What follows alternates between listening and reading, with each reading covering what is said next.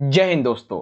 बहुत बहुत स्वागत है आप सभी का आज की इस वीडियो में। और आज की ये वीडियो बहुत ज्यादा इंपॉर्टेंट होने वाली है क्लास 12 के हिंदी सब्जेक्ट के लिए। जी हाँ बच्चों, बेसिकली हमने एक सीरीज चलाई हुई है जिसमें हम ये वाली जो किताब है आपकी अभिव्यक्ति और माध्यम की, इससे न्यू सिलेबस के अकॉर्डिंग हर एक चैप्टर के हम मोस्ट इंपॉर्टेंट क्वेश्चन आंसर को बच्चों डिस्कस कर रहे हैं। और ये वे क्वेश्चन है जो आपसे पिछले 10 साल के प्रीवियस ईयर के बोर्ड के एग्जाम में हर बार पेपर में पूछे जाते। ठीक है, वो क्वेश्चन है। तो ज्यादा चांसेस हो जाते हैं बच्चों कि जो क्वेश्चन अभी हम आपके साथ में डिस्कस करेंगे इसके आपके एग्जाम में आने के, मेनली बोर्ड एग्जाम के लिए। ठीक है बच्चों, आज का जो हमारा चैप्टर है वो है चैप्टर नंबर 5, विशेष लेखन स्वरूप और प्रकार। ठीक है, इससे पहले आपका जो चैप्टर 3 है, चैप्टर 4 है, ये मैं कंप्लीट करवा चुका हूं आपको। अगर आपने वीडियोस नहीं देखी है तो डिस्क्रिप्शन बॉक्स में इसका प्लेलिस्ट का लिंक मिल जाएगा, आपकी किताब का अभिव्यक्ति माध्यम का, या फिर आई बटन में एक लिंक मिल जाएगा, यहाँ से देख लेना। ठीक है, तो विशेष लेखन स्वरूप और प्रकार, इसके हम उन क्वेश्चन को डिस्कस करेंगे जो पहले से ही आपके पेपर में पूछी गए हैं, तो ज्यादा चांसेस हो जाते हैं बच्चों आपके एग्जाम में आने के। ठीक है ना, जो क्वेश्चन अभी हम डिस्कस करेंगे। ओके, अब देखिए यहाँ पर जो है मैं आपको ये भी बताऊंगा कि आपको अपनी जो आंसर की प्रेजेंटेशन है वो कैसे करनी है। आप देख सकते हैं एक आंसर का फॉर्मेट मैंने बनाया हुआ है, कॉपी जैसी होती है आंसर शीट आपकी, उसी तरीके से। सबसे पहला प्रश्न हमारे सामने ये है कि विशेष लेखन किसे कहते हैं। ठीक है, इसके प्रमुख क्षेत्र क्या है एवं इसमें प्रयोग होने वाली भाषा शैली के बारे में बताओ। तो 3 क्वेश्चन है, विशेष लेखन क्या है, प्रमुख क्षेत्र क्या है इसके, और इसकी भाषा शैली क्या होती है। ठीक है ना, एक एक मार्क्स के 3 क्वेश्चन हो जाते हैं इसमें। पहले हम बात करेंगे कि भाई विशेष लेखन का मतलब क्या होता है।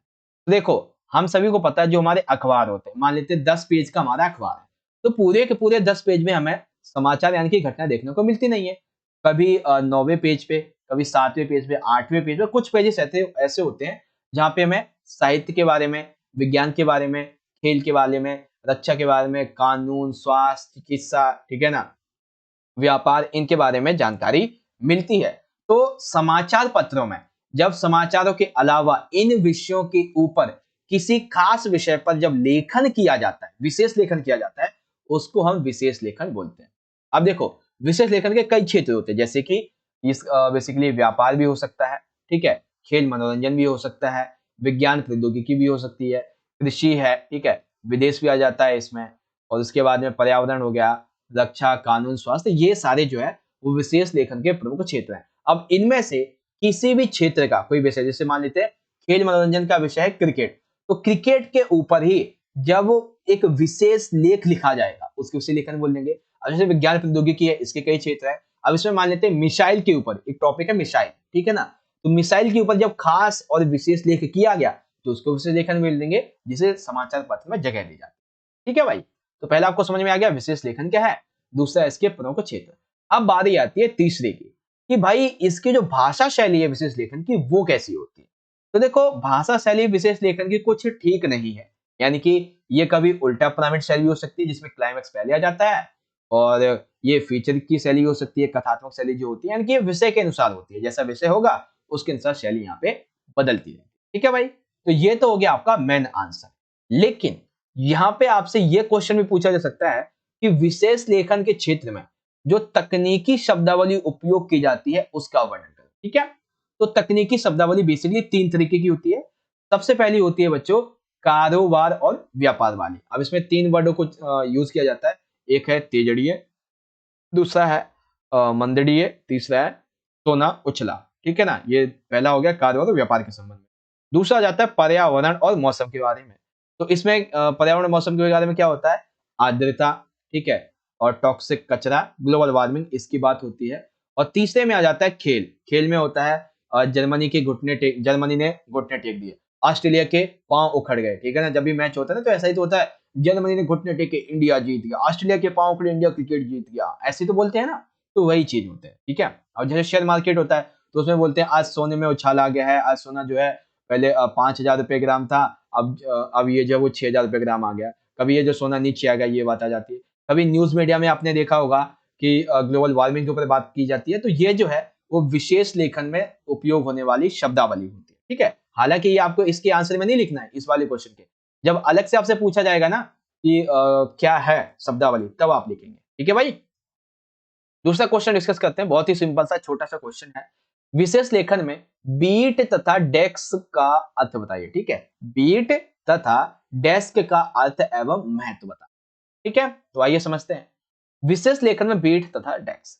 समाचार पत्र और रेडियो टेलीविजन में विशेष लेखन के लिए एक अलग अलग डेस्क होता है। ठीक है, जैसे मान लेते हैं कुछ समाचार पत्र है, कोई रेडियो टेलीविजन है, वहां पे अगर कोई विशेष लेखन करना है, फिर चाहे वो व्यापार के मामले में हो, ठीक है, फिर चाहे वो रक्षा, देश, कानून या किसी भी मामले में हो, तो उसके मामले में जब उसे विशेष लेखन करना होता है तो उसके लिए एक अलग डेस्क होता है। ठीक है, और उस डेस्क पर काम करने वाले जो पत्रकार है उसका समूह भी अलग होता है। मान लेते हैं कि ये एक न्यूज मीडिया का रूम है। ठीक है, इसमें टोटल जो वो 5 डेस्क हैं, जिसमें से पहला डेस्क है बेसिकली देश के ऊपर विशेष लेखन करने वाले के लिए, दूसरा डेस्क है बेसिकली व्यापार के ऊपर विशेष लेखन करने वाली है, तीसरा है कानून, चौथा स्वास्थ्य, पांचवा रक्षा के मामले।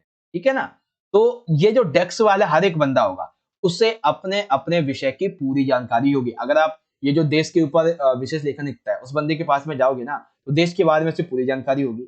अगर वो व्यापार के ऊपर लिखता है तो उससे इंडिया का जो ट्रेड अफेयर है उसके बारे में पूरी जानकारी होगी, यानी कि अपने अपने विषय की जानकारी होती है। तो इसको हम बोल देते हैं, ये बेसिकली क्या है, ये डेस्क का अर्थ है और यही डेस्क की विशेषता है।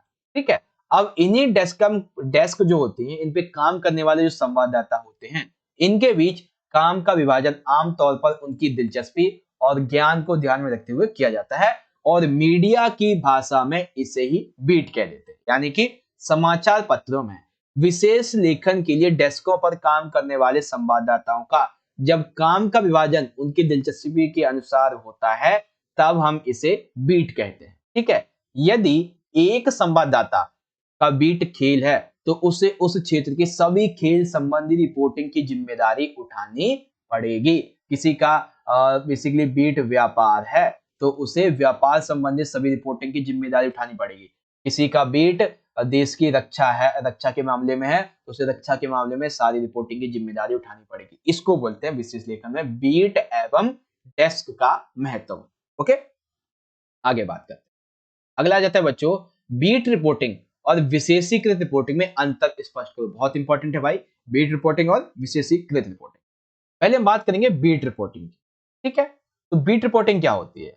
बेसिकली बीट रिपोर्टिंग में ना आज संवाददाता को उस क्षेत्र की जानकारी होना पर्याप्त है और उसे सामान्य तौर पर खबरें ही लिखनी होती हैं, और बीट कवर करने वाले को संवाददाता। देखो, बीट रिपोर्टिंग का मतलब क्या हो गया? बीट रिपोर्टिंग का मतलब ये हो गया, जैसे मान लेते हैं कि कोई बंदा जो है ना खेल के मामले में, ठीक है, व्यापार के मामले में, रक्षा के मामले में किसी एक खास विषय पर उसे जानकारी होनी चाहिए और वो इसी में से किसी एक खास विषय पर अपनी खबरें लिखेगा, लोगों तक पहुंचाएगा। ठीक है, और इसी को हम बोलते हैं संवाददाता बोलते हैं, बीट कवर करने वाले रिपोर्टर को। ठीक है, अब दूसरा आ जाता है विशेषीकृत रिपोर्टिंग। इसका मतलब क्या होता है कि जो भी संवाददाता है उसे सामान्य खबरों से आगे बढ़कर उस क्षेत्र से जुड़ी सूचनाओं की बारीकी से बारीकी विश्लेषण करके पाठकों के लिए उसका अर्थ स्पष्ट करना होता है। यानी कि मान लेते कोई सामान्य सी खबर सामने आई, तो ये जो संवाददाता होगा ना विशेषीकृत रिपोर्टिंग वाला, ये करेगा कि जो कहानी जो घटना उनके सामने आई है उसकी छोटी से छोटी बारीक से बारीक बात को सामने लाया जाए। ठीक है, और विशेषीकृत रिपोर्टिंग कवर करने वाले को बोलते हैं विशेष संवाददाता। ठीक है ना, ये सारी चीजें। तो बीट रिपोर्टिंग और विशेषीकृत रिपोर्टिंग क्या है, समझ गए अच्छे तरीके से। एक और क्वेश्चन है, आखिरी है, बेसिकली काफी छोटा वीडियो हो गया इसीलिए, क्योंकि 4 से 5 इंपॉर्टेंट क्वेश्चन है इस चैप्टर के। क्वेश्चन ये है कि भाई आर्थिक मामलों की पत्रकारिता का वर्णन कीजिए तथा आर्थिक पत्रकार के समक्ष सबसे बड़ी चुनौती क्या होती है। पहले हम ये समझेंगे आर्थिक मामलों की पत्रकारिता है क्या, ठीक है, और इसके समक्ष जो आर्थिक पत्रकार होता है इसके समक्ष क्या समस्याएं आती है।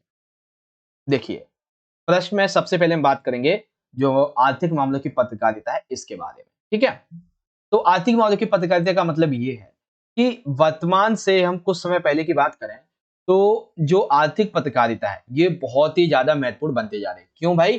क्योंकि देश की राजनीति और अर्थव्यवस्था के बीच में इस पत्रकारिता का रिश्ता जुड़ा हुआ होता है। देखो, जब हम बात कर रहे हैं आर्थिक मामलों की पत्रकारिता तो इसका मतलब है कि देश की राजनीति और अर्थव्यवस्था के मामले में पत्रकारिता करना, इसीलिए देश से जुड़ी हुई है। ठीक है, आर्थिक मामलों की जो पत्रकारिता होती है इसकी तुलना में काफी जटिल होती है। जो सामान्य होती है ना पत्रकारिता, उसकी तुलना में थोड़ी जटिल होती है, क्योंकि आम लोगों वाली इसमें शब्दावली का उपयोग नहीं होता है, ठीक है ना। इसीलिए आम लोग इस आर्थिक मामलों की पत्रकारिता को समझ भी नहीं पाते। जैसे मान लेते हैं अभी रिसेंट में 2023 के लिए जो है वो बजट निकला है, ठीक है। तो बहुत से लोगों को यही नहीं पता होगा कि बजट क्या होता है, ठीक है। तो इसलिए ये क्या है, ये आर्थिक मामलों की पत्रकारिता ही तो है जब देश की बजट की बात की गई है, ठीक है ना। तो ये सारी चीजें। अब समस्या क्या आती है, तो आर्थिक पत्रकार के समक्ष में सबसे बड़ी समस्या ये आती है कि वह किस प्रकार सामान्य पाठक और जानकार पाठक दोनों को भली भांति संतुष्ट कर पाता है। जैसे मान लेते हैं एक वो बंदा है जो पहली तक पढ़ा हुआ है और एक बंदा वो है वो जो कि 12th तक पढ़ा हुआ है। तो ऐसे में अगर मान लेते हैं कि उसे कोई कहानी बतानी है कि 5 और 5 10 होते हैं, ठीक है। तो एक ये जो एक क्लास का बंदा होगा ये तो आसानी से समझ लेगा, लेकिन 12th वाला होगा अरे कहेगा ये क्या चीज है, अरे हटाओ ये तो आता ही है। और वहीं अगर बात कर ली जाए कि भाई ये x जो होता है इसको अगर हम 2x से डिवाइड करेंगे तो इसका रूट कितना आएगा, तो ये पहली क्लास वाले करेंगे हैं ये क्या चीज है, समझ से बाहर है। लेकिन 12th क्लास वाला बंदा आसानी से समझ जाएगा। तो यही चीज आर्थिक पत्रकारिता जो होता है उसकी समझ चुनौती आती है कि जो एक नॉर्मल व्यक्ति होता है, आम जिसको पता नहीं होता है इसके बारे में, और जो जानकार होते हैं जिसको पूरी नॉलेज होती है, इसको कैसे संतुष्ट करें, ये सारी चीजें यहाँ पे आ जाती है, ठीक है भाई। तो आर्थिक मामलों की पत्रकारिता होती क्या है और इसकी समस्या क्या है, आइए आप अच्छी तरीके से समझ लेंगे, ठीक है बच्चों। तो इस तरीके से 11 से 12 मिनट में हमारा आज का ये वीडियो सेशन खत्म हो जाता है। बहुत ही छोटा चैप्टर था, 4 से 5 4 मोस्ट इंपॉर्टेंट क्वेश्चन थे जो कि मैंने आपको यहाँ पे समझा दिए, ठीक है बच्चों। अब यदि आपको वीडियो अच्छा लगा हो तो जितना हो सके बच्चों आप इस वीडियो को ज्यादा से ज्यादा लाइक करें, ठीक है। आप जितना ज्यादा लाइक करेंगे उतना ज्यादा हमारा मोटिवेशन बढ़ेगा ऐसी और भी वीडियोस को बनाने के लिए। और साथ ही आप इस वीडियो को अपने दोस्तों के साथ में जरूर शेयर करिए ताकि वो भी इससे जुड़ सके और जो है इससे फायदा उठा के अपनी एग्जाम की तैयारी कर सके। और साथ में आप मुझे एक बार कमेंट करके बताएं भी जो मैंने आपको समझाया वो आपको समझ में है नहीं, ठीक है। वेल मिलते हैं आपसे नेक्स्ट वीडियो में, तब तक के लिए आप पढ़ते रहिए, अपना ख्याल रखिएगा। धन्यवाद। जय हिंद, वंदे मातरम।